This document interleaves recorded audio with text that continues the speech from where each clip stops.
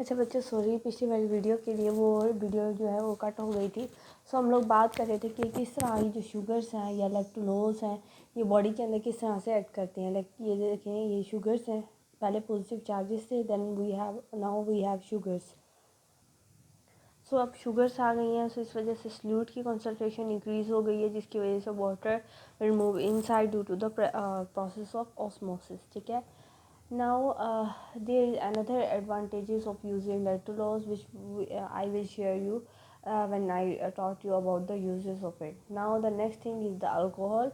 Alcohol will be same that you will take a polyethylene glycol and it will act as the same process as it is. Now let's discuss about the uses of it. Okay, what is the use of using ionic compound as a osmotic laxative and what is the use of using sugar as a osmotic laxative. So I will discuss both of these uses as here. So this is the use from the ionic compound, okay, from this ionic compound, and this is the use from this sugar, okay, as it is. So now what is the benefit of using ionic compound as the osmotic laxative? So one of the major benefit is that it is used to relieve from the constipation, which is very definite and clear, and the sugars like lactulose is also used to relieve you from constipation. The next thing it is helping you is colonoscopy.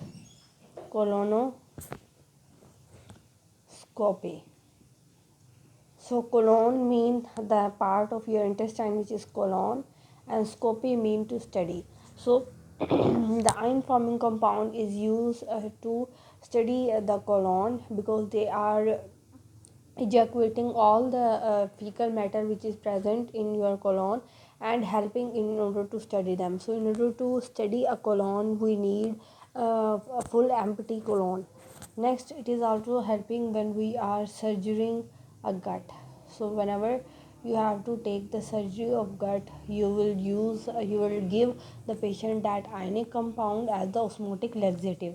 And if you see the use of sugar like lactulose, it is used in to treat a disease which is called as hepatic encephalopathy. So now let's discuss about this hepatic encephalopathy and how the sugar lactulose is helping in it. So actually the hepatic encephalopathy is a disease in which your intestine release, آپ کی intestine سے release ہوتا ہے ammonia. intestine سے release کیا ہوتا ہے؟ Ammonia. اور یہ امونیا آپ کو پتہ ہے باڈی کے لیے اتنا زیادہ ٹاکسک ہے کہ نارمل فزیولوجی میں یہ ہوتا ہے کہ یہ امونیا جاتا ہے لیور کے اندر اور لیور اس کو کیا کرتا ہے ڈی ٹاکسیفائی کر کے اس کو لیس ہارمفل یا لیس ٹاکسک بناتا ہے. بٹ اب جب ہم کیس ڈسکس کریں کہ کسی پیشنٹ کو ہیپیٹک انسیفیلوپیتھی ہے تو اب اس کا لیور اس کو ڈیگریڈ نہیں کر پائے گا, جس کی وجہ سے یہ امونیا ڈائریکٹ چلا جائے گا برین کے اندر. کہاں چلا جائے گا؟ بلڈ میں چلا جائے گا اور بلڈ سے یہ برین میں چلا جائے گا, اور جیسے یہ برین میں جائے گا تو اس پیشنٹ کو ہیڈک جو ہے وہ فیل ہوتا ہے. کیا فیل ہوتا ہے؟ ہیڈک فیل ہوتا ہے. تو یہ ہوتی ہے ہیپیٹک انسیفیلوپیتھی کی کنڈیشن. اب بات یہ کرتے ہیں کہ شوگر یا لیکٹولوز اس کو ٹریٹ کرنے کے لیے کیسے یوز ہو رہے ہیں. ایکچولی کیا ہے کہ آپ کی انٹسٹائن کے اندر کچھ بیکٹیریا ہوتے ہیں. ٹھیک ہے, اب میں بتانے جا رہی ہوں کہ لیکٹولوز کس طرح سے یوز ہوتے ہیں. سو آپ کی انٹسٹائن کے اندر کچھ بیکٹیریا ہیں, نارمل فلورا بیکٹیریا. وہ بیکٹیریا جب لیکٹولوز کے ساتھ ایکٹ کرتے ہیں, لیکٹولوز کے اوپر ایکٹ کریں گے اور اس لیکٹولوز کو وہ دو پارٹس میں بریک کر دیتے ہیں. ایک وہ پارٹ میں ایسیٹک ایسڈ کے پارٹ میں بریک کرتے ہیں اور دوسرا وہ لیکٹک ایسڈ میں اس کو بریک کر دیتے ہیں.